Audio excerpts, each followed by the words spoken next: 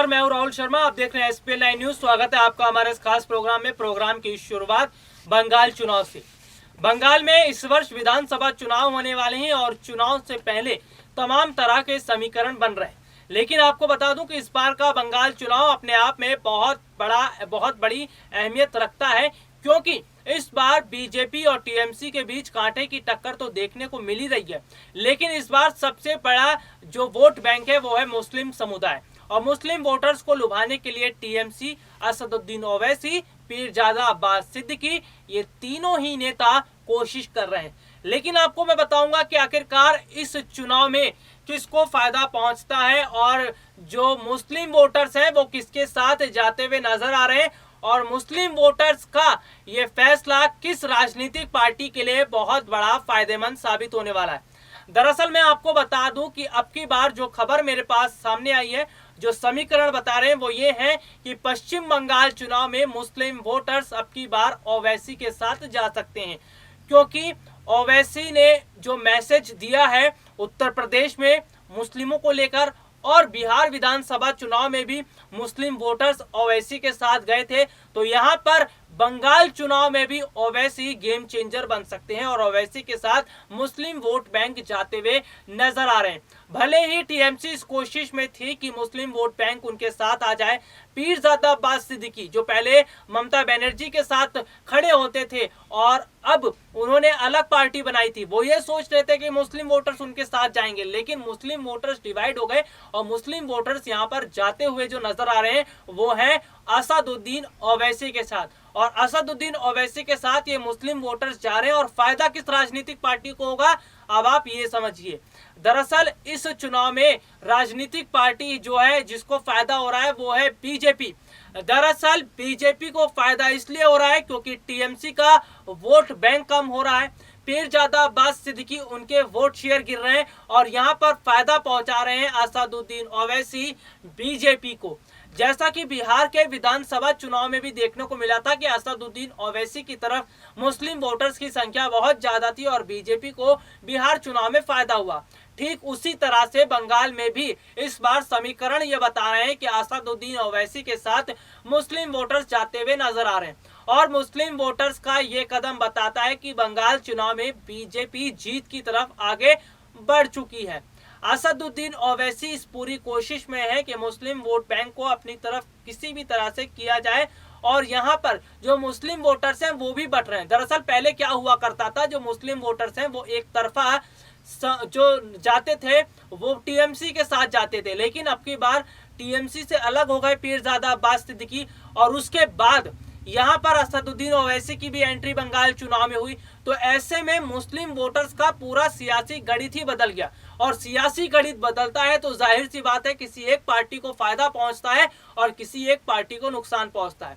यहाँ पर जो है वो फायदा पहुंच रहा है असदुद्दीन ओवैसी को। असदुद्दीन ओवैसी के वोट बैंक बढ़ रहे हैं, असदुद्दीन ओवैसी के वोट शेयर बढ़ रहे हैं, और फायदा बीजेपी को हो रहा। बीजेपी चाहती ही यही थी कि टीएमसी के वोटर्स टूटे, टीएमसी के वोटर्स डिवाइड हों और बंगाल के वोटर्स डिवाइड हों, ताकि टीएमसी को झटका लगे। यानी कि बीजेपी की रणनीति, बीजेपी ने जो प्लान किया था, जो सोच रही थी, वो चीजें कामयाब होती हुई नजर आ रही है। और आपको बता दूं कि बंगाल में असदुद्दीन ओवैसी को लेकर टीएमसी ने कहा था, ममता बनर्जी ने कहा था कि ओवैसी का यहाँ आना उनको कोई फायदेमंद साबित नहीं होगा। हालांकि पीरजादा अब्बास सिद्दीकी ने भी यही कहा था कि ओवैसी के साथ मुस्लिम नहीं जाएंगे। लेकिन समीकरण बनते बिगड़ते रहते हैं, और समीकरण जब बनते और बिगड़ते हैं तो इससे एक को तो फायदा पहुंचता ही है। एक राजनीतिक फायदा जो पार्टी है उसको फायदा पहुंचता है, तो यानी कि उसके वोट शेयर बढ़ते हैं। और यहाँ पर बिल्कुल अगर बात करूं तो बीजेपी और ओवैसी का जो काम है वो टीएमसी के लिए मुश्किलें पैदा कर रहा है, वो टीएमसी के लिए मुश्किलें खड़ी करता हुआ नजर आ रहा है। गौर करने वाली बात जो है वो ये है कि इस बार ममता बनर्जी के लिए ये चुनाव नाक का सवाल बन गया है, तो टीएमसी के लिए किसी चुनौती से कम नहीं है। टीएमसी इस पूरी कोशिश में है कि बंगाल में दोबारा से सत्ता हासिल की जाए, तो बीजेपी इस कोशिश में है कि बंगाल में कमल खिलाया जाए। लेकिन यहाँ पर अगर मैं बात करूं तो दोनों जो पार्टियां हैं उनको उनके बीच में जो राजनीति है वो तगड़ी तो हो रही है, दोनों के बीच में टक्कर तो देखने को मिल रही है, लेकिन इससे जो फायदा पहुंच रहा है वो फायदा पहुंच रहा है केवल और केवल बीजेपी को। क्योंकि बीजेपी को फायदा इसलिए पहुंच रहा है, एक तो टीएमसी के कई दिग्गज नेताओं ने पार्टी का साथ छोड़कर वो बीजेपी में शामिल हो गए। उसके बाद अगर बात करूं मतुआ समुदाय, जो खास समुदाय है जिसका हाथ से जाने का डर लग रहा था ममता बनर्जी को, वो मतुआ समुदाय बीजेपी के साथ जाता हुआ नजर आ रहा है और मुस्लिम वोटर्स यहाँ पर डिवाइड हो रहे हैं। तो ऐसे में ममता बनर्जी के पास बहुत कम ही ऑप्शन बचे हैं और ये ऑप्शन बताते हैं कि ममता बनर्जी को केवल इतने ही चीजों से वोट अच्छे नहीं मिलेंगे या इतने ही जो वोट बैंक है इससे उन्हें सत्ता नहीं मिलेगी। सत्ता हासिल करने के लिए ममता बनर्जी को काफी कोशिशें करनी पड़ेंगी, क्योंकि उन्हें अब कई वोटर्स को अपनी तरफ लाना होगा और कई वोटर्स को जो अपनी तरफ लाने के लिए उन्हें मुश्किलों का सामना भी करना होगा। तो बीजेपी और टीएमसी दोनों के लिए मुश्किलें हैं, लेकिन यहाँ पर फायदा तो फिलहाल बीजेपी को होता हुआ नजर आ रहा है और टीएमसी को भी हो रहा है। क्योंकि टीएमसी की मैं बात करूं तो कई विधानसभा क्षेत्र में उसकी बहुत अच्छी पकड़ है। वहां के जो विधायक हैं टीएमसी के, उन्होंने अपने विधानसभा क्षेत्र में जो काम किया है, आज यही वजह है कि वहां की विधानसभा क्षेत्र की जो स्थिति है वो ये बताती है कि फिलहाल टीएमसी का पलड़ा उतना कमजोर तो नहीं है जितना बीजेपी बता रही है। कांटे की टक्कर है, देखना तो ये जरूर होगा कि आखिरकार चुनाव में जीत किसकी होगी।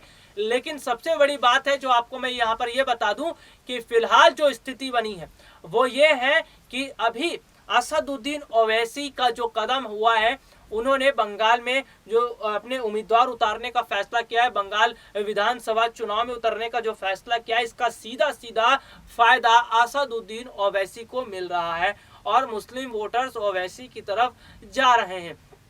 आपको बता दूं, पीरजादा अब्बास सिद्दीकी को लेकर ममता बनर्जी ने एक बयान दिया था। वो बयान ये था कि उनका ये कहना था कि पीरजादा अब्बास सिद्दीकी अभी युवा नेता हैं और उनसे उन्हें उतना खतरा नहीं है, लेकिन ओवैसी जो जमीन तलाश रहे हैं उसमें उन्हें कामयाबी नहीं मिलेगी। तो यानी कि ममता बनर्जी ये दिखा रही है कि वो पीरजादा अब्बास सिद्दीकी से नाराज नहीं है, भले ही उन्होंने टीएमसी से किनारा कर लिया हो, लेकिन वो ओवैसी पर भी उस तरह से निशाना नहीं साध रही है जिस तरह से निशाना साधना चाहिए था। बहुत सधी हुई राजनीति यहाँ पर करती हुई नजर आ रही है ममता बनर्जी, क्योंकि ममता बनर्जी को कब किस राजनीतिक पार्टी से गठबंधन करना पड़ जाए ये कहना आसान नहीं है। क्योंकि ममता बनर्जी ने पहले ही विपक्षी पार्टियों को यह न्योता दिया था कि गठबंधन करके सरकार बनाते हैं और बीजेपी को यहां से निकाल फेंकते हैं, लेकिन कांग्रेस ने गठबंधन नहीं किया और ना ही जो लेफ्ट की पार्टी थी उन्होंने गठबंधन किया।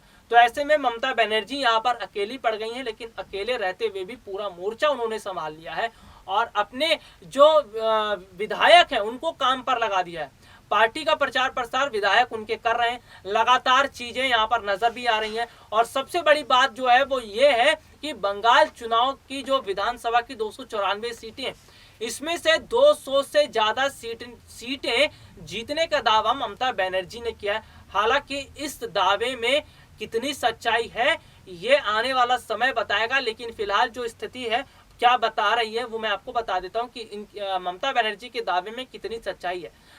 दरअसल जो पश्चिम बंगाल की जो विधानसभा क्षेत्र की जो सीटें हैं उसमें से ज्यादा सीटों पर कब्जा जो है फिलहाल बरकरार है ममता बनर्जी का, और इससे बहुत बड़ा फायदा यहाँ पर ममता बनर्जी को होता हुआ नजर आ रहा है।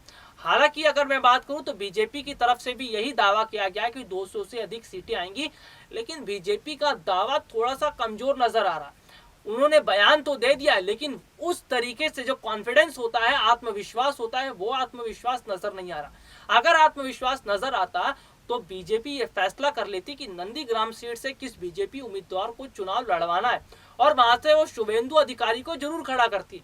लेकिन बीजेपी भी ये समझ रही है कि टीएमसी का पलड़ा कितना मजबूत है आज बंगाल में, और बंगाल में टीएमसी को इतना उसको पीछे करना, वहां से उखाड़ फेंकना इतना आसान बीजेपी के लिए भी नहीं है। फिलहाल क्या स्थिति आने वाले समय में और रहेगी ये हम आपको बताएंगे। चुनाव से जुड़ी हर अपडेट, हर पल की जानकारी मैं आपको बताऊंगा। लेकिन यहाँ पर ओवैसी जो है वो खेल बिगाड़ रहे हैं, राजनीतिक खेल बिगाड़ रहे हैं, जिससे ममता बनर्जी को झटका लग रहा है और बीजेपी को फायदा पहुंच रहा है। फिलहाल के लिए आज मुझे इजाजत दीजिए, नमस्कार।